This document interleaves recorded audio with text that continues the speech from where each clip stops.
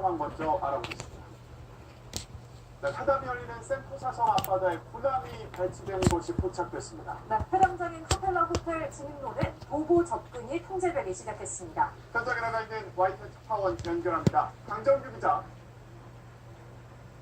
네, 회담장이 위치한 싱가포르 남쪽 센토사 섬에 나와 있습니다. 네, 내일 회담이 열리는 호텔 앞바다에 군함이 배치됐다. 이건 어떤 의미로 봐야 될까요? 네, 제가 지금 서 있는 곳이 회담장이 바라다 보이는 센토사 섬의 팔라완 비치입니다. 제 뒤로 보이는 빨간색 지붕이 내일 세계 단판이 열리는 카펠라 호텔인데요. 호텔을 등지고 바닷가 쪽을 바라보면 군함 한 척이 떠 있는 것이 보입니다. 저희 취재팀이 엿새째 이곳을 왔다 갔다 하면서 상선이나 화물선은 많이 봤는데 군함을 목격한 건 이번이 처음입니다. 멀리 떨어져 있어서 눈으로 정확히 식별은 어렵지만 싱가포르 해군의 상륙함으로 판단됩니다. 배 꼬리 부분에 헬기가 내릴 수 있는 대형 가판이 마련되어 있는 게 특징인데요. 유사시 헬기로 요인을 탈출시킬 수 있고 반대로 특수부대 요원들을 투입할 수도 있습니다. 이 상륙함이 언제 배치됐고 또 언제 어디로 이동할지 확인하기는 어렵지만 역사적인 회담을 하루 앞두고 만일의 사태에 대비하기 위한 조치로 풀이됩니다. 네, 호텔 진입로 쪽에 통제도 시작이 됐다고요. 네, 그렇습니다. 그전엔 저희가 호텔 입구 쪽에서 회담장 분위기를 전해드렸는데요. 오늘은 어쩔 수 없이 이곳으로 이동해 왔습니다. 호텔 진입로 주변이 통제됐기 때문입니다. 차량은 여전히 호텔 앞 도로를 지나다닐 수 있지만 일반 차량이 진입하는 건 어렵고요. 주변 인도에 노란색 철책이 세워져 걸어서는 접근할 수 없게 해놨습니다. 북미 정상회담을 앞두고 경계 수위가 더욱 높아지는 건데요.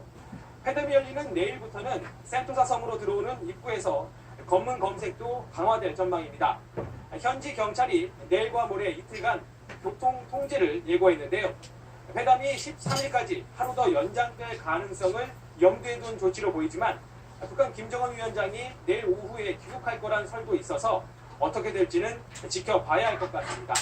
지금까지 싱가포르에서 YTN 강정규입니다. 싱가포르에서는 회담 의제와 관련한 실무 접촉이 계속 진행되고 있습니다. 현지 시각으로 정오, 우리 시각으로 오후 1시를 선호해서 잠시 종료됐던 북미 실무 접촉이 조금 전에 재개된 것으로 보입니다. 북미 양측의 실무대표가 회담장에 다시 등장했습니다. 네, 싱가포르 현지에 나가 있는 취재기자 또 연결해 보겠습니다. 강준원 기자. 네, 북미 실무 접촉이 진행되고 있는 싱가포르 리츠칼튼 호텔에 나와 있습니다. 네, 성김 대사와 최선희 부상이 다시 회담장에 나온 건가요? 네, 그렇습니다. 내일이 북미 정상회담이죠. 북미 정상회담을 하루 앞두고 핵심 의제를 둘러싼 북미 양측의 막판 기싸움이 진행되고 있습니다. 그래서인지 이곳 실무회담장의 상황이 시시각각 빠르게 변하고 있는 상태입니다. 앞서 앵커께서 말씀하신 대로 오늘 낮 현지 시각으로 정오, 우리 시각으로 오후 1시쯤을 전후해서 성김 주한 주 필리핀 미국 대사와 최선희 북한 외무성 부상을 대표로 한 북미 양측의 실무 대표단이 이곳 회담장을 빠져나갔습니다. 오전 10시에 회담을 시작한 지 2시간 만인데요. 그런데 조금 전인 약 30분 전쯤에 최선희 외무성 부상이 다시 이곳에 나타났습니다. 그리고 이보다 앞서 20분 전쯤에는 성김 대사가 이곳에 등장을 했습니다.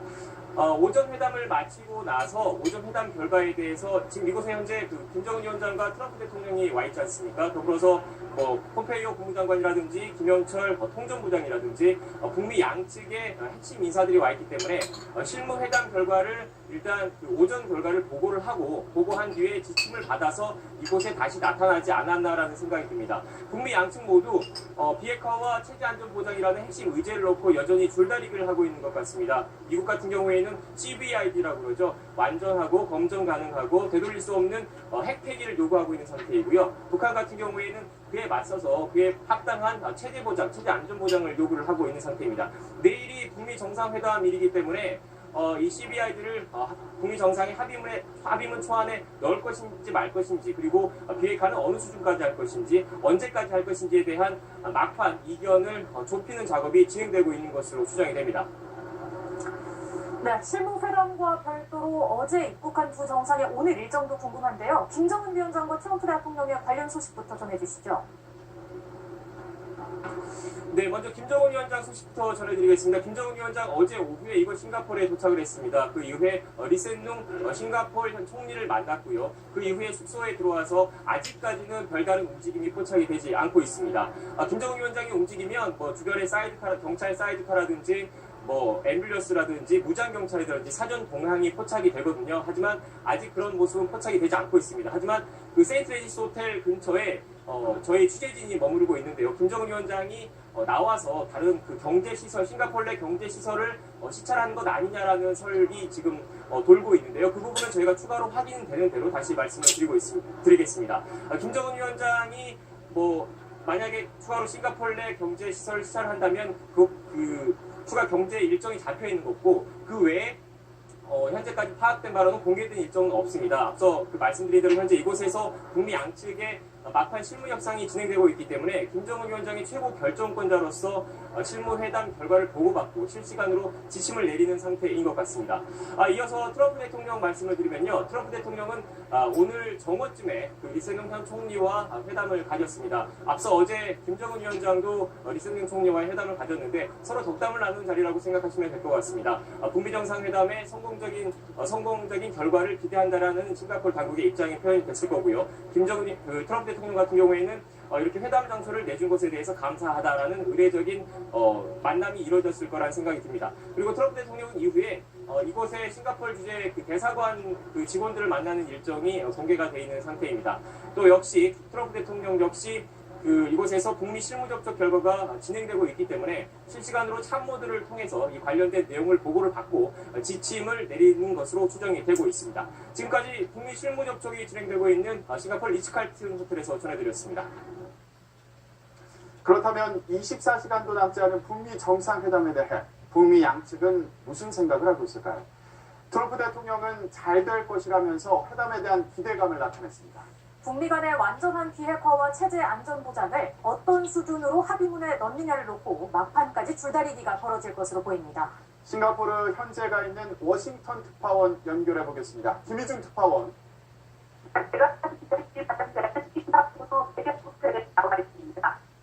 네, 지금 전화 상태가 고르지 않은데요. 시청자 여러분의 양해 부탁드립니다.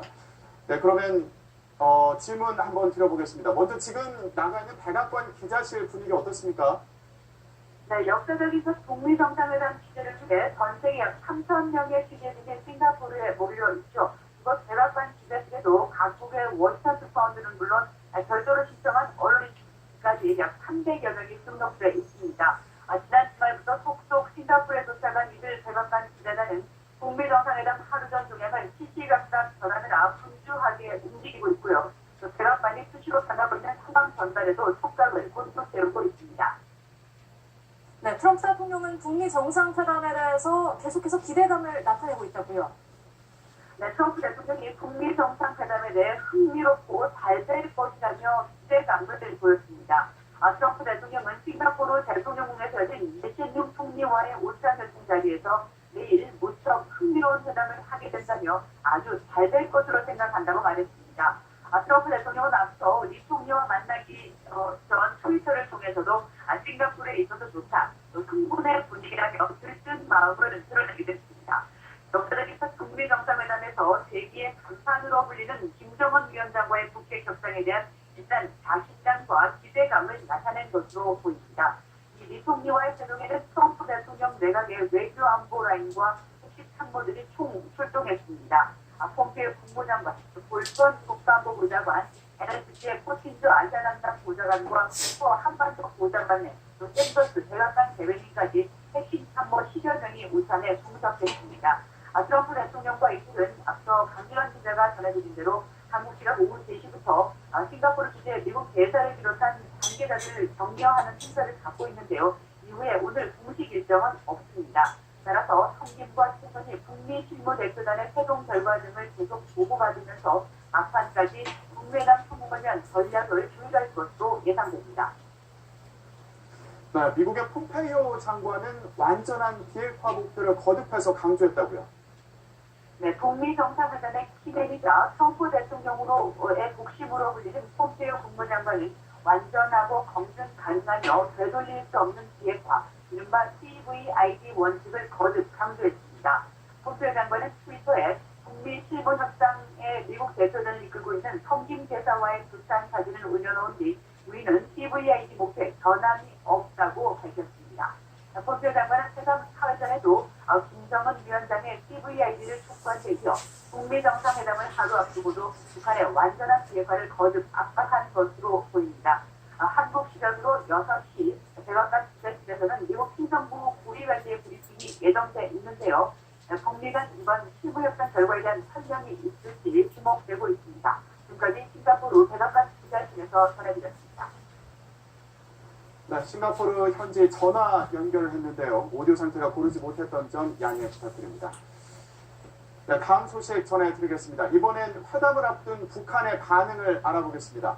북한이 북미 정상회담을 위해서 김정은 국무위원장이 싱가포르를 방문한 소식을 이례적으로 신속하게 보도했습니다. 또 이번 정상회담의 일정과 회담 의제 등을 상세히 보도하면서 새로운 북미 관계에 대한 의견을 교환한다고 밝혀 눈길을 끌고 있습니다. 황희경 기자가 보도합니다.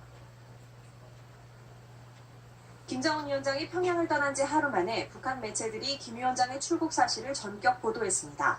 대외 매체라 볼 수 있는 조선중앙통신을 비롯해 북한 주민들이 모두 접하는 노동신문과 조선중앙TV에서도 사진과 관련 사실을 비교적 상세히 전했습니다.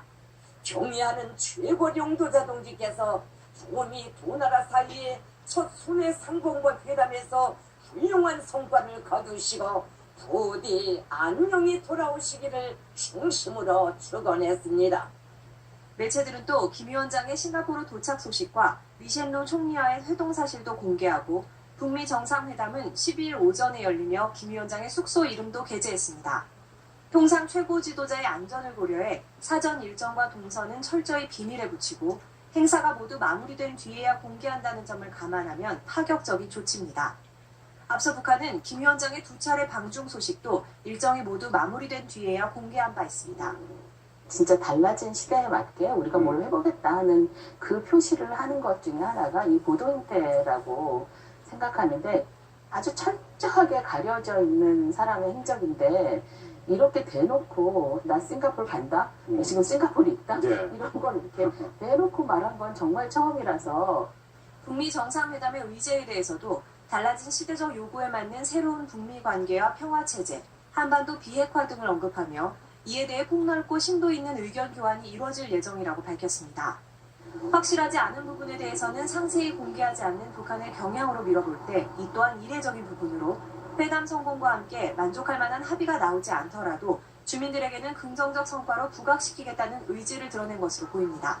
YTN 황혜경입니다. 문재인 대통령은 내일 북미 정상회담에서 새로운 시대를 위해 두 지도자가 통 크게 주고받는 담대한 결단을 내릴 것으로 기대한다고 말했습니다.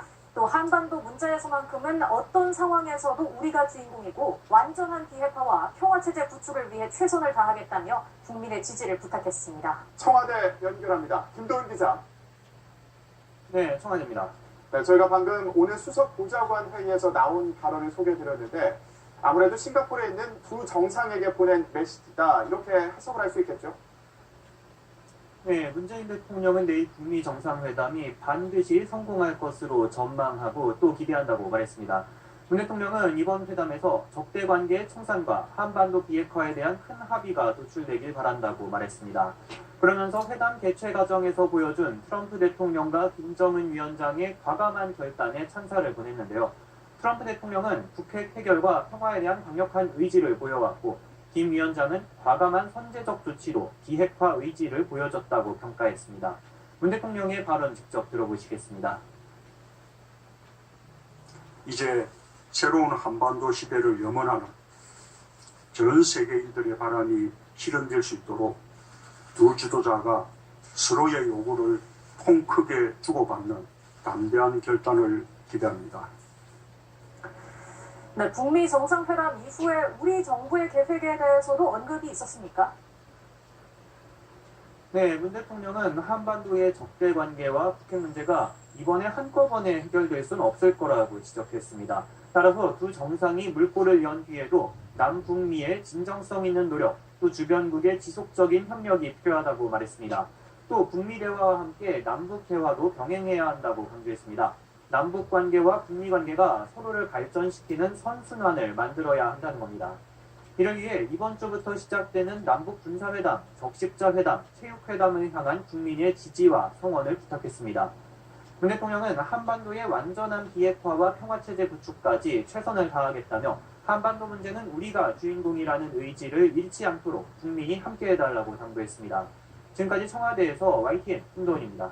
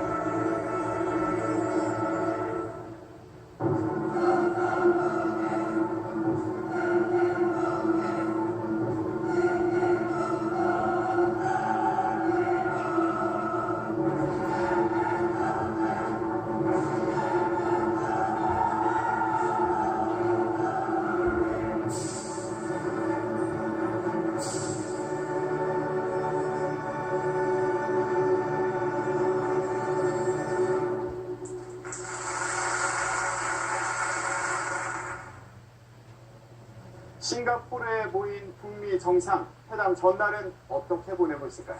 차두현 아산정책연구원 개관연구위원, 정대진 아주대 통일연구소 특별연구원과 이야기 나눠보겠습니다. 안녕하십니까? 네, 안녕하십니까. 네, 회담은 이틀 앞두고 싱가포르에 도착한 트럼프 대통령. 오늘은 뭘 하나 봤더니 싱가포르 총리와 만났습니다. 네. 이번 회담에서 싱가포르의 역할이 참 중요해 보이기도 하고요. 네, 맞습니다. 싱가포르가 이번에 장소를 빌려줬다는 것 자체가 굉장히 중요한 의미가 있죠. 우리 언론에 보도한 우리 대한민국 역할을 놓고 중재 외교 뭐 얘기가 나왔었는데 정확하게 법적인 용어로 보면 싱가포르가 중재가 아니고 중개를 제대로 지금 하고 있는 겁니다. 네. 중재라고 하는 것은 권위 있는 결정을 내려줘야 하는 것이거든요. 그 제3자 입장에서 AB의 입장을 조율해가지고 어떤 결과를 권위 있게 해석하고 정당하게 심판을 내려줘야 하는 것이 그게 중재고, 중개라고 하는 것은 말 그대로 이제 장을 만들어주는 거죠. 싱가포르가 제대로 그 중개 외교를 지금 하고 있는 것이죠. 그리고 오늘 뭐 분위기 좋게 트럼프 대통령의 생일이 내일 모레인데 내일 모레인가? 14일이죠. 14일 날 이 생일인데 미리 이제 케이크도 같이 나눠 먹고 아주 회담을 앞두고 서로 긴장 풀어주고 하는 대단히 좋은 중개 외교의 지금 장을 펼치고 있다고 생각합니다. 예. 이번 회담 관련해서 뭐 비용도 많이 드는데 싱가포르에서 상당 부분을 이제 내는 것으로 그렇게 네. 전해지고 있고, 또 보안과 관련된 부분에 있어서도 싱가포르가 많이 신경을 쓰고 있는 것으로. 그렇죠. 예. 뭐 지금 복수의 지역을 특별 행사구역으로 그 지정을 한 것이라든가, 아니면은 이 경찰 특수부대들 이를 이용해서 이 보안이라든가 이전 문제에 특별한 신경을 쓰고 있는 것이라든가, 이런 것 자체가 싱가포르가 지금 현재 큰 이른바 얘기하는 판을 깔아주는 거죠. 판을 깔아주는 데 있어서 상당히 중요한 역할을 하고 있다고 볼 수가 있고요. 이게 싱가포르 이제 국가의 이미지 면에서 굉장히 도움이 되는 거죠. 왜냐하면은 그동안은 주로 이제 경제적인 중심지, 그 다음에 세계에서 이제 정보의 중심지, 그 다음에 아세안 내에서 작지만 번실한 중추국가, 이런 이미지였거든요. 이제는 중요한 이 글로벌 이슈에 대해서 간판이 이루어지는 이 장소를 제공했다는 것 자체가 싱가포르 국가 이미지 제고에도 상당히 도움이 되는 거예요. 그러니까 빚지는 장사는 절대로 안 하는 겁니다. 네. 말씀해주신 것처럼 싱가포르의 중계 속에 역사적인 북미 회담이 하나하나씩 준비가 돼가고 있는데, 일단 트럼프 대통령은 좀 상황이 있는 만큼 약간 말을 아끼고 있는 모습이거든요. 네, 그 회담 바로 전날 아주 긴장되는 상황일 텐데, 북미 간에 지금 이제 마지막 실무 협상이 한창 진행 중인 것 같습니다. 지금 오전 회담이 이제 거의 뭐 점심시간 지나서까지 지나서 이렇게 진행이 된 걸로 보이고, 이제 양 정상은 그 결과를 계속 기다리고 있는 것이죠. 네. 어떤 보고가 올라오는지를 보고, 그에 따라서 다시 또 의견을 또 보내고 해서, 내일 이제 회담이 하루 예정이 되어 있고, 지금 트럼프 대통령은 퍼스트 미닛, 처음 만나자마자 내가 알아차릴 수 있다라고 얘기하고, 김정은 위원장은 좀 로이터 보도가 맞는지 모르겠지만 오후 2시에 내가 떠날 수도 있다라고 하는 것도 언론에 좀 흘러나오고 있고, 어쨌든 오전에 처음에 기선을 잡고 내용을 신속하게 합의를 보고 결정을 짓기 위해서 오늘 어쨌든 실무간에 마지막 블랭크는 최대한 적게 공백을 조금 여백을 조금이라도 더 줄이기 위해서 둘 다 아주 긴장감 속에서 지금 준비를 하고 있는 것으로 보입니다. 네. 김정은 위원장은 뭐라고 있을까 궁금한데 오늘은 아직까지는 공개 일정은 없습니다. 뭐라고 네네. 있을까요? 뭐 아무래도 김정은 위원장도 뭐 지금 대외적으로 언론에 비춰진 이미지는 굉장히 이제 여유 있게 보이고 있는 건데 긴장될 거예요, 분명히. 네. 일단은 첫 이 국제 공개 무대에 나서는 거기도 하고요. 그리고 이제 상대 자체가 세계적인 주도국가의 그 지도자이기 때문에 어떻게 하면 당당하고 그다음에 이 동등하거나 대등한 대상자로 자기의 그 지도자 이미지를 부각을 시킬까. 이런 처음에 이미지 메이킹의 첫 번째 이제 관심 요소고요. 네.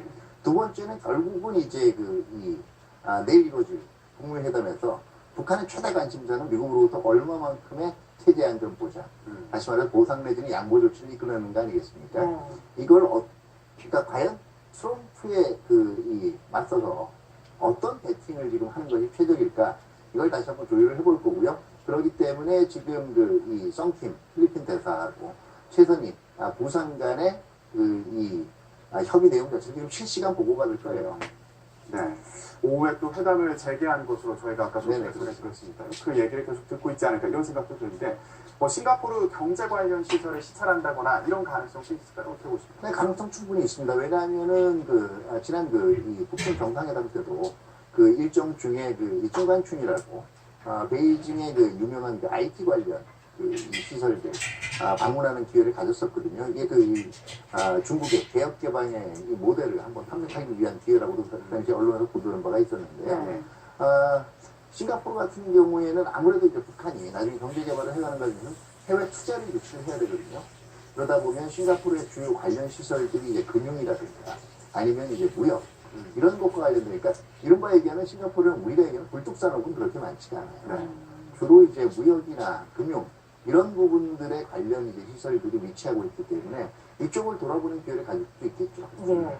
두 정상 모두 회담을 앞두고 전략자기에 분주하지 않을까라는 생각이 드는데 리용호 외무상이 오전에 싱가포르 외무장관을 한 차례 다시 만났다고 하더라고요. 의전 문제 때문일까요? 왜? 뭐 여러 가지 문제가 있을 거로 보이는데 정상회담들이 보통은 일정이 다 짜여진 상태에서 거의 뭐 기획된 행사들을 하는 것이 보통이긴 하지만 이거는 대단히 이례적인 정상회담이죠. 그래서 현장에 가서도 여러 가지 일정 변경들이 좀 많이 있을 수 있고 그리고 아무래도 북한이 지금 원정 외교를 하는 게 굉장히 오랜만이지 않습니까? 1965년도에 김일성 주석이 인도네시아 방문한 이후에 53년 만인데 북한 입장에서는 지금 뭐 하여튼 경험이 아직은 좀 없다 보니까 여러 가지가 준비가 덜 됐다고 느끼는 부분들이 있을 겁니다. 그래서 계속 이제 중개 외교의 판을 열고 있는 싱가포르 외무장관 카운터파트를 만나서 확인해야 될 사항도 많을 거고 방금 말씀들을 좀 나누셨지만 어떤 일정이 좀 생길 수도 있을 것 같아요. 뭐 금융단지를 본다든지 싱가포르의 어느 뭐 발전된 모습 현장 방문을 한다든지 그런 일정을 좀 조율하는 가능성도 있지 않을까 조심스럽게 생각을 해봅니다. 네. 김정은 위원장 어제 인민복 차림으로 싱가포르 공항에 도착을 하면서 국제 무대에 데뷔를 했습니다. 어떻게 평가하세요? 좀 성공적으로 데뷔를 시작했다 이렇게 볼 수 있을까요? 이미지 메이킹은 성공했다고 볼 수가 있어요. 그러니까 뭐 국제적으로 그동안 한 세 가지 키워드라면은 아마 이 잔혹성, 그죠? 네. 그다음에 두 번째가 비정상성, 그다음에 세 번째는 이제 이 핵무기 이렇게 될 거예요. 그러니까 거의 부정적인 이미지로 점철이 돼 있다가 사실은 이 이미지 자체는 상당히 생각보다 여유 있고 오히려 이제 서구화돼 있고 이런 이미지들을 어느 정도 서구화돼 있고 이런 이미지를 과시하는 데는 성공을 했을 걸로 생각이 되고요. 또 어떤 면에서는 지금 그동안 얘기되고 있던 특히 이 작년에 말레이시아에서 불행한 사건이 있지 않았습니까? 이 아세안 국가들한테는 상당히 이미지 메이킹을 제고하는 데는 성공을 했던 걸로 판단이 되고요. 다만 지금 이제 실질적으로 내일 얼마만큼 내일 회담 결과에 따라서 이미지가 더 제고가 되느냐 안 되느냐는 이제 여전히 지금 남아있을 걸로 생각이 돼요.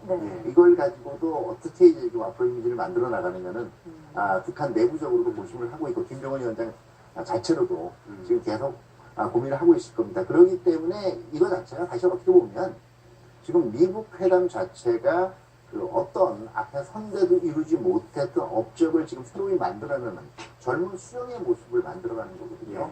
그렇기 때문에 이건 북한 매체들도 지금 이례적으로 보도를 하고 있을 만큼 예. 신속하게 지금 보도가 이루어지고 있는 거죠. 예. 그렇다면은 아버지 김정일 때와는 다른 좀 파격적인 외교 행보로 보이고 있는 건데 그 배경을 뭐라고 좀 분석해 볼 수 있을까요? 예, 지금 파격적인 외교 행보를 보이고 있는데 이것 자체가 아무래도 경제 개발에 대한 많은 요구가 북한 내에서 지금 존재하고 있는 것 같습니다. 그전과는 좀 다른 상황인 것 같아요. 북한이 이제 핵 경제 병진 노선, 원래는 이제 경제 핵 병진 노선이었지, 지금 13년도에 나온 그 워딩 순서 자체로만 보면은 경제 문제가 어쨌든 앞부분에 놓고 먹고 사는 문제에 대해서 굉장히 북한 지도부는 많은 관심을 기울여 왔습니다, 그동안. 그러나 그것이 이제 핵 무력을 바탕으로 해서 그 누구도 넘볼 수 없는 체제의 강력한 힘을 바탕으로 한 다음에 이제 먹고 사는 문제들을 만들어 나가는 것인데 이것을 이번에 과감히 핵 노선을 포기하고 경제 노선으로 집중을 하겠다라고 하는 선언을 했죠. 그 선언을 하고 지금 이제 회담장까지 나오게 된 것인데 북한의 경제 사정들이 과거와는 달리 많이 좀 개방화되어 있는 게 사실입니다. 우리가 보통 북한을 폐쇄 경제라고 알고 있지만 북한의 대외 무역 의존도가 47.7%예요. 그 세계 평균이 한 57.9% 정도가 되는데 그 세계 수준에 거의 육박을 하고 있죠. 우리가 통상적으로 생각하는 그 고립 경제는 아니고 북한도 뭐 석유가 안 들어오고 물자가 안 들어오면은 먹고 살기가 힘든 구조입니다. 그런 구조 속에서 유례 없는 대북 제재가 작년에 시행이 되었죠. 그런 상황에서 아마 그 점증하는 경제적 압력 때문에 반드시 먹고 사는 문제, 경제 개발의 문제를 해결하지 않으면 안 되는 그런 절박한 필요성이 있었을 겁니다. 그런 필요성 때문에 여기까지 이제 오게 된 것이고, 북한, 미국으로부터 체제 보전과 경제 지원을 최대한 끌어내기 위해서 내일 또 세계의 담판을 벌이겠죠. 그렇죠. 근데 다만 이제 한 가지 덧붙이자면요. 그러나 이 절대로 우리가 가진 고유의 아이덴티티, 정체성을 포기하지 않겠다는 의지도 또 동시에 보여준 거예요. 이게 대표적인 게 인민국입니다. 다시 말해서 선대 때부터 얘기한 우리식 사회주의. 거기에 입각한 북한 자체의 아이덴티티 자체를 포기하는 건 아니다. 그렇기 때문에 이제 결국 그 말하는 뭐냐 하면은 북한의 특수성 자체도 충분히 감안하고 들어오라는 얘기예요. 우리는 그렇게 우리가 일방적으로 지금 핵무장을 해제하는 것이 아니라 어디까지나 상응하는 조치에 맞춰서 우리도 움직일 거다. 이게 첫 번째고요. 두 번째가 우리가 경제가 급하다 그러지만 이건 뭐 북한 매체들도 해본 말이지만 돈으로 우리 살려고 하지 마라. 예, 그 다음에 세 번째는 결국은 이런 아이덴티티 위에서 우식 사회주의의 아이덴티티 위에서 우리가 변화하는 모습을 보일 것이다 하는 것이거든요. 그렇기 때문에 어떻게 보면 지금 굉장히 지금 나오는 건 김정은 시대에서 나오는 매체의 태도라든가 이런 것 자체는 기존의 한계를 뛰어넘는 파격적인 건 맞아요. 그런데 원래 핵심적인 딱 하나의 알맹이의 아이덴티티를 보면 아직 그거는 유지가 되고 있는 거예요. 강성대국으로서의 자신감, 그 다음에 사회주의, 강국으로 도약하겠다는 열망. 과연 이게 이제 어느 쪽으로 해석되느냐. 다시 말해서 흔히 그동안 북한이 얘기해온 핵 군축회담, 우리를 핵불국으로 인정해주고 그러면 서로 안전하고 우리 핵 능력을 점차 감소시켜 나가는 걸 주고받는 쪽으로 갈 거냐. 아니면 정말 완전한 북한의 핵 능력 해체 쪽을 선택할 거냐는 아직은 양쪽에 둘 다 한 발을 양갈래 길에 지금 둘 다 한 발씩 걸치고 있다라고 봐야 돼요. 이게 내일 과연 한 발 쪽으로 한 방향 한길 쪽으로 옮겨가느냐 아니면 내일도 여전히 두 다리를 걸치고 있을 거냐 이걸 좀 이제 귀추를 주목을 해봐야죠. 그러니까 과연 북한만의 정체성을 지키는 동시에 이 과거에는 보지 못했던 그 북한의 행보가 이번 북미 회담에 있어서 어떤 결과를 이끌어내게 될지 이 부분을 흥미롭게 지켜볼 수 있을 것 같은데 안보와 관련된 경호와 관련된 부분도 관심을 끌고 있습니다. 김정은 위원장이 과거 판문점과 중국 방문 때 이용했던 방탄 벤츠 차량을 또 공수를 해온 것으로 알려지고 있습니다. 경호 문제에 각별히 신경을 쓰고 있는 거겠죠? 네, 각별히 신경을 쓰고 있는 것이고 차 박사님 말씀하신 대로 최고 존엄에 대한 보안 문제에 있어서는 아직까지 바뀌지 않고 있는 것이죠. 우리 입장에서 보면 이거 과잉 경호죠. 사실 자유민주주의 국가에서 보면은 있을 수 없는 경호 형태인데 북한이 그동안 뭐 밖에 가서 대외적인 정상적인 외교를 원정 외교를 해본 경험이 좀 일천하고 그런 상태에서 지금 많이 불안한 모습을 사실 좀 보이고 있는 것이죠. 안 가본 곳에 대해서 자신들의 최고 존엄을 지키기 위해서 사실 무슨 일이 뭐 크게 벌어지겠습니까? 뭐 북미 정상이 만나고 싱가포르 당국이 치안이 아주 굉장히 좋은 나라인데 근데 그런 곳에 가서도 아주 이제 과잉 경호 혹은 보여주기식의 외교를 그 경호를 한다는 것이 북한의 체제가 아직도 조금은 좀 바뀌어야 될 국제 기준에 봤을 때 조금 좀 변화돼야 될 부분들이 많다고 보여지는 부분이고요. 예. 그런 점에서 우리가 볼 때는 이게 뭐 볼거리인 것 같고 재미있는 거리긴 하지만 앞으로 우리가 가야 될 길의 파트너로서의 북한을 봤을 때 참 해야 될 일이 많구나라는 생각을 할 수 있는 답변인 것 같습니다. 네. 지금 뭐 말씀해 주신 것처럼 벤츠는 평양에서 갖고 왔는데 비행기는 이제 에어차이나를 타고 왔습니다. 예. 근데 아까 위원님께서 말씀해 주신 것처럼 북한 매체에서도 이번 회담에 대해서 적극적으로 보도를 하고 있는데 예. 이 에어차이나를 그대로 드러냈더라고요. 예, 이건 마크 어떻게 찍힌 봐야 돼요? 사진까지 예. 그대로 드러냈거든요. 두 가지에서 볼 수 있어요. 첫 번째는 이거는 뭐 내일 회담의 전망을 밝게 하는 부분이기도 한데 그만큼 실용적이라는 얘기예요. 다시 말해서 그 성능이 좋고 더 안정적으로 이 항행할 수 있다면 굳이 참매로 고집 안 하겠다라는 거거든요. 인민들한테도 간접적으로 던지는 메시지, 실리가 더 중요하다라는 거고요. 네. 두 번째 또 다른 거는 앞으로 미래의 북중 관계를 어느 정도 이 암시한다라고 볼 수가 있어요. 사실 김정은 위원장 그 시대에 들어서 2017년까지 북한이 중국에 대해서 취했던 태도는 우리를 과도하게 종속시키려고 하지 마라. 순치관계라고는 하지만 이제는 우리는 더 이상 과거와 같은 후원자 그리고 수혜자의 관계가 아니다 그러는 걸 직간접적으로 얘기를 해왔어요. 다시 말해서 북중이 대등한 관계라고 관계라는 메시지를 던져왔던 겁니다. 이게 이제 올 3월에 들어서 이제 북중 정상회담이 있으면서부터 조금씩 다시 과거와 같은 수준은 아니라고 하더라도 어느 정도 중국의 영향력을 인정하는 듯한 이 메시지를 주고 들어갔거든요. 예. 이게 아마 지금 에어차이나 쪽에 대한 중국에 대한 메시지도 있을 거예요. 우리가 북중 관계는 앞으로도 계속 될 거고, 그리고 어떻게 보면 큰 형님으로 중국을 대우하는 이런 그 지금 정책 방향도 변함없이 유지될 거다. 걱정하지 말아라 하는 메시지도 분명히 있을 거고요. 사실은 이 에어차이나 부분은 비쳤다라고 해도 나중에 북한이 얼마든지 설명이 가능해요. 이게 중국 쪽에서 우회의 상징으로 그 전용기를 보내줘서 우리도 이걸 이용하는 면으로 화답을 했다.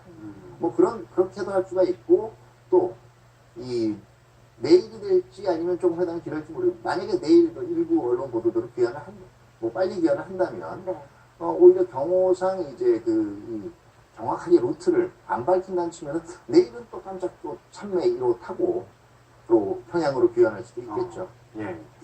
연구원님은 어떻게 보세요? 이게 북한 내부에는 지금 뭐 에어차이나를 타고 싱가포르에 간 모습을 보여주고 이런 것들이 내부에서는 어떻게 해석될 수 있다고 보시나요?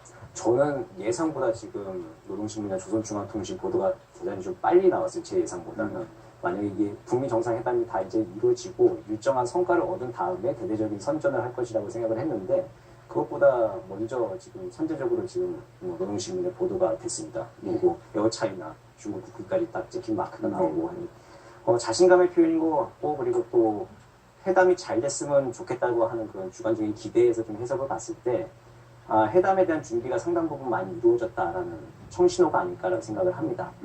북미 양측 간의 실무 협상이 판문점에서 6차례 걸쳐서 하는 것들이 난항을 겪었고 지금도 계속 이제 협상을 하고 있지만 최종적으로 몇 가지 정말 키워드 어느 정도 양 정상이 선언을 할 수 있을 만한 것들이 다 이제 조율이 되어서 그 성과를 내세울 만한 것들이 있으니까 먼저 선제적으로 이렇게 보도를 하고 준비를 한 것이 아닌가라는 그런 해석도 한번 가능할 것 같습니다. 네, 저희가 앞서 현지를 연결해서 소식을 전해 듣기는 했습니다만 두 정상 모두 오늘 오후나 저녁에 공개된 일정은 아직 없는 것으로 보이고 있습니다. 사전 연담 가능성은 남아 있을까요? 자꾸 그런 얘기들이 나오는데요. 개인적으로 가능성 굉장히 낮다라고 봐요. 한 세 가지 이유가 있습니다. 첫 번째는요. 이 두 정상이 초면이에요. 생판 처음 만나는 거예요. 중간에 왔다 갔다 했지만. 이 국제 관례상 그렇게 만나는 법은 없어요. 그다음에 두 번째가요.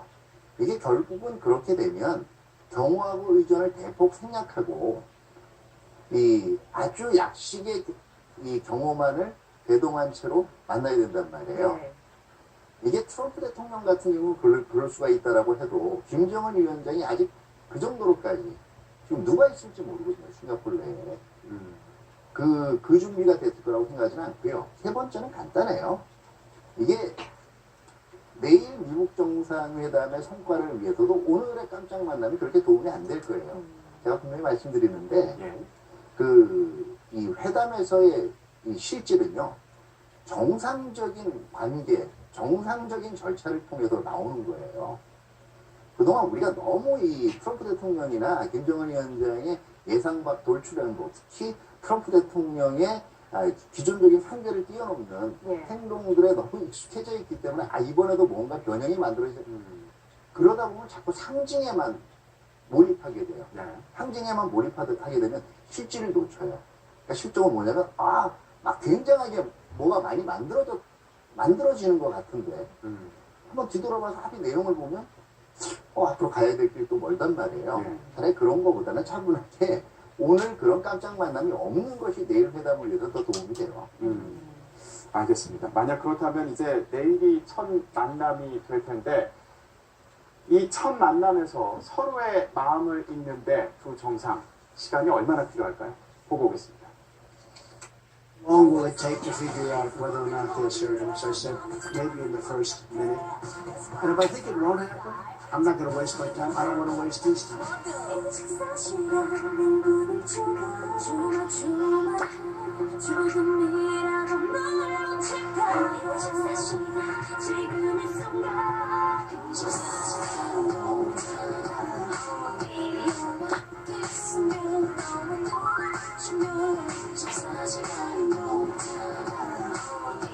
인생은 니와 네 사이의 순간 얘기 벌써와 내 사이에 자리 잡은 초이스의 순간이 결정과 선택의 순간이야. 하나하나절한 시간 그리고 한순간 그 옳은 결정을 내린 건 아니었네. 그 좋은 결과만을 쌓여고 어느 내가 내린 결정이라 나는 다시 움직이고 또 움직인다. 난 네, 내일 만남에서 우리 시각으로 10시에 이제 만나게 될 텐데 처음 1분이 가장 중요한 시간이 되지 않을까 이런 생각을 해보기도 했습니다. 지금 트럼프 대통령 얘기를 보면은 이전에는 연장할 수도 있다 그랬다가 또 이후에는 1분이면 한가름이 날 거다 또 이렇게도 얘기했습니다. 무슨 속내일까요 지금? 트럼프 대통령하고 김정은 위원장이 지금 아주 치열한 장외 신경전을 벌이고 있는 것이죠. 1분이라고 하는 시간 60초를 물리적으로 얘기한 게 아니라 퍼스트 미닛이라고 해서 그냥 딱 보자마자 알 수 있다라고 하는 이제 이제 부동산 거래의 달인으로서 이제 상대방을 만났을 때 내가 모든 것을 다 알 수 있다, 독심술이 있다라고 하는 것처럼 그렇게 이제 상대 기선을 제압하려고 하는 이제 센 발언을 또 한 것인데 그에 맞춰서 이제 김정은 위원장이 또 외신을 통해 가지고 뭔가 발언을 하면 또 불필요한 긴장이 또 고조가 되겠죠. 로이터 통신의 보도가 어디까지 사실인지는 모르겠지만 오후 2시에 그냥 떠난다라고 하는 보도가 나왔어요. 그게 어디서 이렇게 출처가 나왔는지 잘 모르겠지만 북한 측도 안 되면 떠날 수 있다라고 하는 것을 어디선가 이제 좀 흘린 게 아닌 거라는 추정도 좀 한번 해보고요. 그렇게 해서 이제 양 정상이 어쨌든 내일 오전에 총 주력을 하고 있는 것 같습니다. 정치 공학적으로 봐도 트럼프 대통령 입장에서는 지금 최대의 정치 리얼리티 쇼를 만들어야 되잖아요. 그래서 미국 동부 시간으로 오후 9시 프라임 타임에 극적으로 손을 잡고 악수를 하는 장면을 보여주면 되는 거예요. 사실 유권자들한테. 그 후에 회담 내용들은 사실은 별로 중요하지 않다고 생각할 수도 있어요. 굉장히 중요하긴 하지만 2차, 3차 가서 실무자들이 협의해 오면 되는 것이고 일단은 내일은 그림을 만드는 게 중요하다고 트럼프 대통령은 내심 생각할 수도 있습니다. 그 독특한 캐릭터를 봤을 때. 하지만 이제 오랜 북미 간의 외교 관계나 그리고 외교가를 둘러싸고 있는 시스템이 그걸 허용하지는 않을 겁니다. 트럼프 대통령이 1947년에 미국 국가안전보장회의 NSC가 생긴 이후에 컨트롤이 안 되는 최초의 대통령이라고 지금 미국의 조야에서는 비판을 하고 있긴 하지만 컨트롤이 안 된다고 비판을 하고 있는 것 자체도 시스템이 작동하고 있다는 걸 반증이거든요. 그러니까 끊임없이 트럼프 대통령을 학습시키고 또 김정은 위원장도 역시 생사를 걸고 나온 것이기 때문에 둘이 어떤 외교의 틀 안에서 시스템 안에서 내일 그러니까 오전 시간에 집중을 할 텐데 거기서 이제 좋은 결과물을 낼 수 있을 거라고 기대는 하고요. 그리고 지금도 만약에 거의 할 게 없었다면 가진 않았겠죠. 지금 가서 성김대사하고 최선희 부상이 지금 열심히 또 회담을 하고 있고 들어오기 전에 폼페이오 장관 트위터를 보니까 최선희 부상이 아주 활짝 웃고 있는 모습을 트위터 사진에 올렸더라고요. 뭔가 좋은 분위기를 가지고 해보려고 하는 의지가 지금 양쪽이 가진 상태에서 내일 만남을 가질 것으로 생각을 합니다. 위원님 어떻게 보세요? 트럼프 대통령 발언이나 로이터 통신의 보도 내용 어떻게 평가하세요? 지금 당장 이제 보면은 1박 2일을 하지는 않을 것 같은데 개인적으로는 1박 2일로 회담이 연장되면 좋은 걸로 봐요. 그거는 우리 전반적인 한반도 비핵화라든가 평화를 위해서는 유리할 거예요.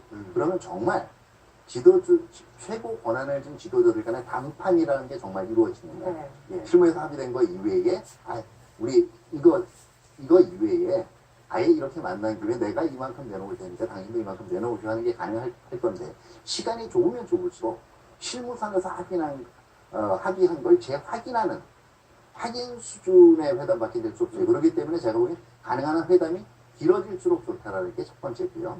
두 번째는 사실 트럼프 대통령도 그렇고 김정은 위원장도 그렇고 지금 되돌리기에는 너무 먼 길을 지금 와버렸어요. 그렇기 때문에 싱가포르에 왔다라는 것 자체가 최소한도의 성과에 대해서는 어느 정도 합의를 봤다라는 거예요. 그러면 이제 크게 세 가지가 합의 안에 들어간다는 거죠. 첫 번째는 이 비핵화 원칙. 그게 CVID라고 얘기하는데요. CVID 처음 하는 거 아니에요. 이미 2005년에 9.19 공동성명에서 이 검증 가능한 비핵화는 합의를 봤어요. 그 당시 육자회담에서. 네. 그럼 여기 C하고 I, 일리버스고 들어가는 거 그렇게 힘들진 않아요. 다만 주어가 북한이 그동안 이제 흔히 국내에서 잘못 알고 있는 게 CVID 그러면 굉장히 분노하고 이렇게 CVID에 분노하는 게 아닙니다. 일방적으로 CVID 하라고 하는 데 대해서 비판하는 거예요. 그러니까 어떻게 되게 되냐면 아마 미국 양측이 한반도에서의 이 CVID적인 그럼 어떤 표현들이 일부는 들어가고 일부는 빠질 수 있겠죠. 네. 완전하고 검증 가능하며 돌이킬 수 없는 비핵화를 위해서 노력한다. 그런 다음에 9.19 공동성명을 인용을 하면 북한은 기존의 핵무기와 모든 핵 프로그램을 포기한다. 미국은 북한에 대해서 재래무기와 핵무기를 포함한 모든 군사적 공격을 가하지 않을 것을 확약하고 한반도에 현재 핵무기가 전개되어 있지 않음을 확인한다. 이런 합의가 나올 수가 있고요. 이 원칙이 다시 한번 기존의 9.19 공동성명이나 판문점 선언에 비해서 보다 명확하게 구체화될 수가 있을 거고, 두 번째는 로드맵이에요. 자, 구체적으로 그러면 처음에 어떤 조치를 거쳐서 그 다음에 서로 어떤 보장 조치를 하고 최종적으로는 완전히 비핵화로 간다. 세 번째는 그러기 위해서 대체적으로 서로 안심시킬 수 있는 조치들을 위해 상호 노력한다. 이런 것들이 들어가게 되는데 얼마만큼 구체화될지는 아마 그걸 가지고 밀고 당기고 있을 건데, 일단 시기와 관련해서는 두 가지예요. 금년까지 할 조치들. 이게 이제 프론트로딩 조치들이고요. 두 번째가 이제 언제 비핵화 종결점으로 목표 시점. 이게 트럼프 대통령 한 2020년까지 내심 잡고 있을 거고요. 구체적인 조치들이라고 얘기하는 건 종전선언이 어떤 조치에 같이 이제 교환이 될 거냐, 그럼 연락사무소나 수교는 어떻게 될 거냐, 이런 얘기들이 오고 갈 건데, 아마 제가 보기에 이거는 정말 100점짜리 합의다 그럴 경우에는 CVID도 합의가 되고요. 북한의 핵 능력이나 핵 프로그램 포기도 확약이 되고, 그 다음에 2020년 비핵화 시한, 그 다음에 금년 말까지 이른바 얘기하는 대륙간 탄도탄 ICBM과 핵탄두의 일부 이전, 이것까지 합의는 거의 만점 합의인데, 사실 이러면 싱가포르에서 회담이 없었고 트럼프 대통령이 평양 갔을 거예요. 그러면 이 회담이 아마 최소한도의 성공이라고 얘기할지는 아까 얘기한 최소한도라는 건 원칙 합의하고요. 그 다음에 조기에 비핵화 완결하기로 하고 2018년대에 금년 내에 서로 성의 있는 어떤 조치를 교환한다. 이게 들어가고, 그 다음에 거기에다가 미 본토를 위협하는 이제 대륙간 탄도탄 위협의 일부를 반출한다. 이런 것까지 들어가게 되면 이게 아마 평타 정도 될 거고요. 트럼프 대통령은 여기서 아마 미 국내에 이 정도 가지고 미 국내가 만족을 못할 가능성이 있거든요. 그렇기 때문에 아마 핵탄두 일부까지를 금년 내 조치 안에 포함시키려고 마지막까지 밀고 당기는 걸 할 거고, 거꾸로 북한 입장에서는 가능한 한 ICBM 정도만 내주는 상황에서 미국이 분명히 종전선언에 참가를 하고, 그 다음에 이제 한반도에 대한 전략자산 전개를 중단을 하고, 그 다음에 이 제재의 일부를 해제하는 이런 걸 하고, 이런 걸 조치에 포함시켜서 밀고 당기게 될 건데, 이 구체적인 조치들까지 좀 다 들어가긴 한계가 있고, 제가 보기엔 이거는 후속회담으로 넘어갈 것 같아요. 그러니까 제가 보기에는 평타 수준의 아마 합의가 이루어지지 않게, 그런데 이것만으로도 굉장한 게, 사실 평타 수준의 합의라고 하는 건 트럼프 대통령이 그동안 기대 효과를 너무 높여놓은 이것도 한 원인이에요. 예. 어쨌든 작년 말의 분위기를 보면 지금 양 정상이 한 자리에 앉아서 대화를 통해서 북한 핵 문제를 해결하겠다라는 그게 이루어진 것만 해도 굉장한 그게 실질 이상의 성과를 분명히 지니거든요. 다만 실질적으로 아까도 말씀드렸지만 북한이 기존 논리상 핵 군축 회담하고 그 다음에 핵능력의 해체라는 두 길 사이에서 여전히 발을 한 발씩 딛고 있기 때문에 이걸 어떻게 완전한 북한 핵능력의 해체라는 쪽으로 옮겨놓을 수 있느냐, 이게 앞으로의 관건이죠. 예.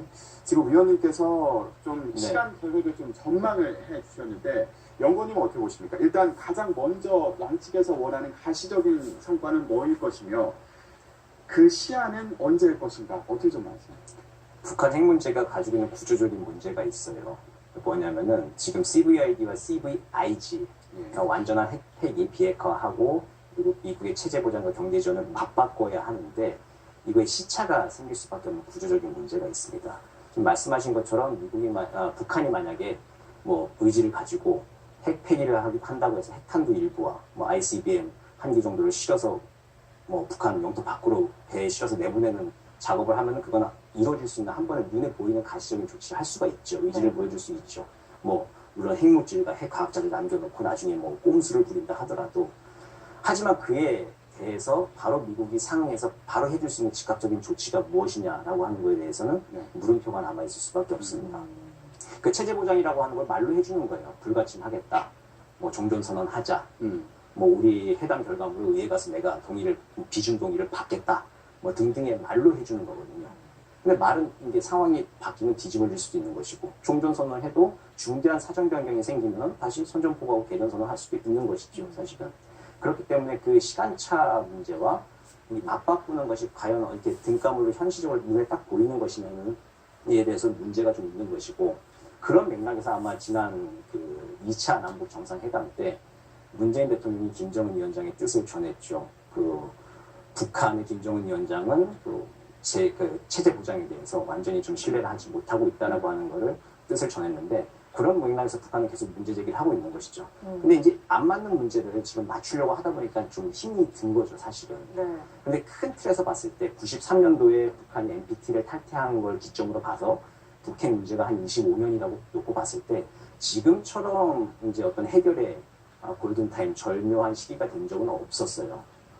뭐 전략적인 무시라든지 뭐 중국의 공산당의 외사연도서들도 2009년도에 한반도에서의 비핵화보다도 한반도의 평화와 안정이 우선이다라는 취지의 결정을 했거든요. 그리고 그걸 명시적으로 뒤집어서 한반도 비핵화가 우선이다라고 하는 결정문을 다시 내놓은 적은 없어요. 그러니까 중국도 비핵화 문제보다 한반도의 평화와 안정이 중요하다라고 하는 것이 공산당 외사연도서죠. 우리도 지금 뭐 국가안전보장이 플러스 알파의 기구인데 그 기구의 결정이 아직도 살아있는 것 같고 미국도 오바마 대통령이 뭐 핵 없는 세상을 위해서 뭐 노벨 평화상도 받고 하긴 했지만 사실은 북한 문제는 저 뒷전에 있었죠, 사실은. 근데 지금처럼 북한 핵 문제가 외교 테이블에 제1 의제로 올라와서 직접 북미 정상이 만나서 담판을 짓는다는 것 자체에서는 큰 틀에서 봤을 때는 해결에 절묘한 좋은 시기가 왔다라고 하는 것이죠. 그리고 구체적인 로드맵은 굉장히 다를 거예요. 미국 같은 경우는 그 단계를 최대한 압축해서 신속하게 하자라고 하는 게 기본적인 입장이었죠. 하지만 북한은 과거에도 그랬지만 살라미 전술이라고 해서 5단계, 10단계로 나눠서 단계별로 합의를 해가면서 비핵화를 하겠다라고 하는 거죠. 그래서 지금 뭐 이제 만약에 트럼프 대통령은 한 2단계 정도로 압축을 하려고 할 것이고 그 연말까지 1단계 정도 하고 그리고 뭐 2020년 정도까지 자신의 재선이 있을 때까지 가시적인 성과를 내는 거 한 2단계 정도로 생각을 할 겁니다. 예전에 리비아 모델들이 지금 얘기가 많이 됐었잖아요. 근데 리비아 모델 2003년 12월에 카다피가 자발적인 핵포기 선언을 하고 미국이 리비아의 핵 폐기가 완료됐다라고 선언한 게 2005년 10월 달이었습니다. 한 2년 정도가 딱 걸리는 그 모델이 있어요. 그래서 그 뭐 수준이 어떻게 될 건지를 이제 세부적으로 좀 정해야 되긴 하겠지만 물리적으로 그냥 정치적으로 선언을 한다면 그렇게라도 포장을 할 수가 있겠죠. 트럼프 대통령은 그런 2단계로라도 해서 어쨌든 성과를 내고 싶어 하는 것인데 북한은 어쨌든 계속 이제 시간을 좀 끌어가면서 단계별로 잘라서 합의를 이끌어나가고 하고 싶어 하는 것이겠죠. 그래서 미국에서 일각에서의 우려사항도 무엇이냐면은 트럼프 대통령이 처음에 신속한 비핵화 한 방에 다 해결하겠다라고 하다가 이제 점점 가면서 몇 단계가 필요할 거다, 2차, 3차 회담이 필요할 것이다라고 얘기를 하는 거에 대해서 북한의 살레미 전술에 말려들고 있다라고 미국의 전문가들은, 핵 문제를 다뤘던 전문가들 우려를 좀 하고 있습니다. 네. 근데 이 문제에 대해서 이제 차이가 있어요. 시간차가 있는 문제가 있는데, 이 문제에 대해서 기본 원칙을 CVID와 CVIG를 어떻게 맞바꿀 것인가, 내일 이제 회담을 해서 그것이 명시적으로 이제 얼마만큼 나올 것인지가 문제가 될 겁니다. 물론 CVID, CVIG를 구체적으로 다 딱 박아서 정상 간의 선언에서 세부적인 구체적으로 얘기하지는 않을 것 같습니다. 그런 실무적인 합의서이기 때문에. 근데 정상 간의 선언에서는 내용은 CVID와 CVIG를 주고받는 것이지만 제목은 좀 더 포괄적으로 꼽는 그런 기술적인 합의도 가능할 거라고 보입니다. 한반도 뭐 평화 번영에 관한 북미 공동 선언이라든지, 네. 북미 간의 화해와 불가침 및 교류 협력에 관한 선언이라든지, 하여튼 그런 식의 좀 포괄적인 워딩을 가진 선언을 하는 것도 내일의 어떤 관전 포인트가 될 것 같습니다. 네, 그 과정에 있어서 아까 잠깐 언급을 해주셨는데 네. 두 정상의 성격상 있을 돌발 변수는 어떤 게 있을까요? 근데 지금 뭐 가령 뭐 뛰쳐나가는 거예요. 트럼프 대통령이 얘기했듯이. 근데 그런 경우는 없을 겁니다. 이번 같은 경우는 아까 말씀해 너무 먼 길을 왔어요. 그리고 이미 판은 깔려버렸어요. 만약에 지금 박차고 나가면요, 트럼프 대통령은 그 지난달 25일 날 안 하겠다 그럴 때 차라리 거기서 접고 안 하는 게 훨씬 더 깔끔했어요. 그렇기 때문에 이 회담을 결렬시키고, 특히 누구든 박차고 나가는 쪽이 회담의 결렬 책임을 그대로 뒤집어 쓰고 됩니다. 그렇기 때문에 내일 그렇게 살벌한 거는 나타나진 않을 거예요. 다만 어떤 거냐면 회담 결과를 보게 되는 것이 이런 거예요. 회담이 끝나고 난 다음에 아마 제가 보기에는 아마 합의하고 이 성명 중간 정도의 어떤 결과가 나오면 일단은 이거는 어느 정도 상당히 근접을 한 거예요. 두 번째는 이 내용을 둘이 같이 공동 기자회견을 통해 설명을 하느냐 안 하느냐. 가령 이렇게 보시면 돼요. 우리가 굉장히 성공적으로 지금 평가를 하고 있는 판문점 정상회담의 경우에도 합의는 했지만 여기에 대해서 공동으로 기자회견을 가진 건 아니잖아요. 양측이 그냥 기존연설들만 했거든요. 그러니까 합의하고, 그러니까 컨센서스하고 스테이트먼트의 중간 정도 되는 어떤 그런 이 합의 결과물하고, 그 다음에 공동 기자회견, 이게 있으면 이거는 거의 뭐 가장 이 높은 수준의 합의가 이루어진 거고요. 그 다음에 만약에 박차고 나가지는 않았지만 후속 회담에 넘기고 뭐 별다르게 회동하는 일정 없이 한 2-3시간 만에 회담이 끝내버리면 이거 사실상 결렬된 거예요. 조정 관리로지만 나머지 이제 최악과 최선 사이에서 이 수위가 나머지는 결정이 되겠죠. 제가 보기에는 아마 이런 가능성도 있어요. 일단은 공동의 합의문을 내놓고 실질적으로 이거를 설명하는 거는 각자. 다시 말해서 공동으로 기자회견을 하는 게 아니라 합의문에 대해서 각자가 편한 대로 설명을 하는 거죠. 네네. 결국에는 뭐 CVID나 CVIG 같은 이런 개념들에 대해서 서로의 입장차를 좀 좁히는 과정이 더 필요하다, 이런 상황을 예견해 본 게 아닌가, 이런 생각이 들기도 하는데, 이후 일정을 잡는 것도 또 중요한 뭐 성패를 갈라서 보는 포인트가 되지 않을까, 이런 생각도 듭니다. 김정은 위원장이 앞서서 트럼프 대통령에게 친서를 보냈을 때 평양으로 초청하고 싶다, 이런 내용이 담겼었다는 보도 내용도 있더라고요. 뭐 친서 내용을 정확히 알 수는 없겠지만 아마 담겨 있었을 겁니다. 우호적이고 회담을 앞두고 어쨌든 협상장에 같이 만나자라고 하는 얘기를 하는 것이기 때문에 자기 집에 초대하겠다는 내용이 들어갈 수가 있는 것이죠. 평양에 초대한다고 얘기하고 트럼프 대통령도 백악관에 초대하겠다, 마라라고에 초대하겠다라고 하는 그 질문에 대해서 백악관에 초대하겠다 얘기들을 했었죠. 시기상으로 봤을 때 이제 2차, 3차 만나는 약속을 잡느냐, 이제 잡아도 이제 그것도 절반의 성공이라고 생각합니다. 우호적인 분위기에서 어떤 합의도 내놓고 전 세계가 기다려온 답을 내놓는 것도 굉장히 성공이겠지만, 만약 그 정도의 그림이 안 펼쳐진다 하더라도 2차, 3차를 어디서 만나겠다, 혹은 어디라고 특정이 되지 않는다 하더라도 양 정상이 가까운 시일 내에 만나기로 한다, 구체적인 합의를 이제 계속 이어나간다라고 하는 그런 내용들의 약속만이라 하더라도 그것도 절반의 성공이라고 보여집니다. 그런데 저희가 뭐 계속 하는 얘기이지만 CVID와 CVIG의 그 개념 차이에 어떤 간격을 좁히지 못한다면 그 개념이 틀린 것이 아니에요. 그러니까 북한과 미국 그러니까 사이의 입장 차이를 좁히지 못한다. 예, 시간 차이예요. 그러니까 이 북한은요. 예. 이 최소한의 디스맨틀먼트를 하는 상황에서 다시 말해서 모라토리움하고 그냥 아직 완전히 개발되지 않은 ICBM만 내주는 단계에서 처음부터 종전선언에다가 제재 해제 그 다음에 수교 약속까지 받아내기를 원할 거예요. 거꾸로 미국의 입장에서는 그냥 립 서비스만 한 단계에서 처음부터 아예 그냥 초기 단계에 한 2년 내에 빠르게 그 핵탄두, 핵물질, ICBM 다 드러낼 수 있는 아마 그 중간 정도에서 서로 절충이 될 수밖에 없는데 제일 중요한 건 이런 거예요. 지금 미국이 초기에 주기가 어려운 게 많다는 이유가 두 가지예요. 첫 번째는 의회의 동의를 받아야 되는 조치들이 많고요. 그렇죠. 우리가 지금 뭔가를 잘못 알고 있는 것들이 이 상황이 악화된 것이 2016년 그 1월에 북한의 그 4차 핵실험 이후에 발전된 거거든요. 그렇기 때문에 사실은 모라토리움하고요. 동결 수준을 유지하는 데서는 뭘 자꾸 줘야 된다라는 것 자체 주장이 이상한 거예요. 위협이 해지 안 돼 있는데. 쉽게 얘기하면은 지금 북한이 ICBM 정도를 그냥 안 내놓겠다 얘기하는 건 상황이 2017년 11월로 돌아가는 겁니다. 여기서는 미국도 할 수 있는 게 그런 위협적인 행위를 하지 않겠다는 정치적 언질밖에는 줄 수가 없어요. 실질적으로 북한이 탄두와 미사일을 앞으로 결합하지 않고 더 이상 생산하지 않겠다는 2016년 1월 이전으로 가기 전까지는 실질적으로 그 의회와의 합의를 필요한 중요한 조치가 나오기도 힘들고 의회로부터 동의를 이끌어내기도 힘들어요. 근데 만약에 북한이 논리적으로 이거를 빨리 제재를 해제를 해달라고 하고 싶으면 비핵화 과정을 압축적으로 진행하면 되는 거예요. 이렇게 이해하시면 되고요.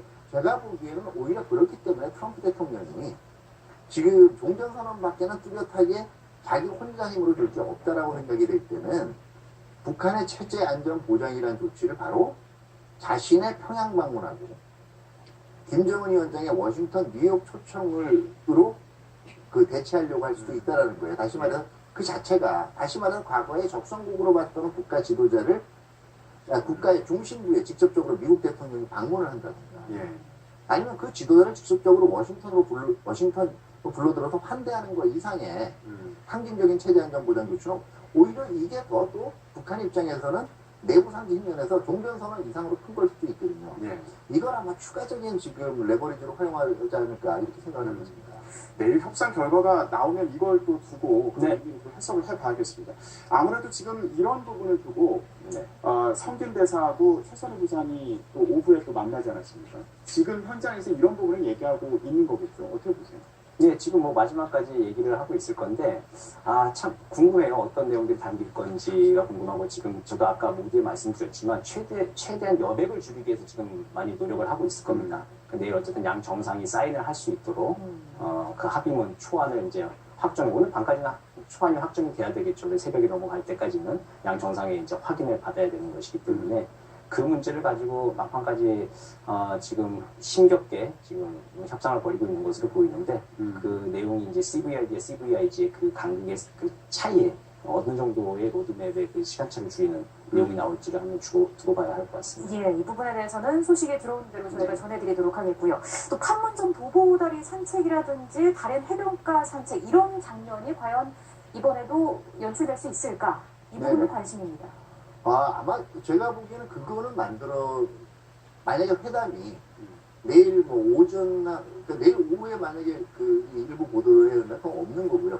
오후까지 이어진다면 그 발표 전에 잠깐 그런 모습을 연출할 수도 있어요. 왜냐면 트럼프 대통령 같은 경우에는 평타 정도의 결과가 나왔더라도 내가 얼마나 고생해서 이거 얻어냈는데 이거를 미국 국내적으로 어필해야 되거든요.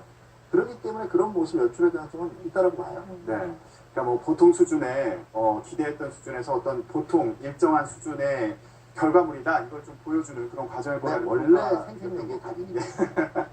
그러면 아까 위원님께서 발표하는 방식 그 형식적인 부분에서도 의미를 찾을 수 있다 이런 해석을 해주셨는데 이게 종류가 여러 가지더라고요. 뭐 조약도 있고 협정도 있고 합의도 있고 여러 가지가 있는데 어느 정도 수준으로 예상을 해볼 수 있을까요? 그게 이제 조약법에 관한 비엔나 협약이라고 하는 게 있습니다. 거기 2조에 보면은 이 조약이랑 우리가 뭐 조약이 제일 이제 구속력이 세고 뭐 그다음 뭐 협정 그 선언 밑으로 내려가면 구속력이 떨어지는 거 아니냐라고 생각을 하는데 조약법에 관한 비엔나 협약을 보면 2조에서 명칭에 상관이 없이 국제법에 의해 규율을 받겠다는 당사국들의 합의를 조약이라고 얘기를 해요. 명칭에 상관없이라는 얘기를 합니다.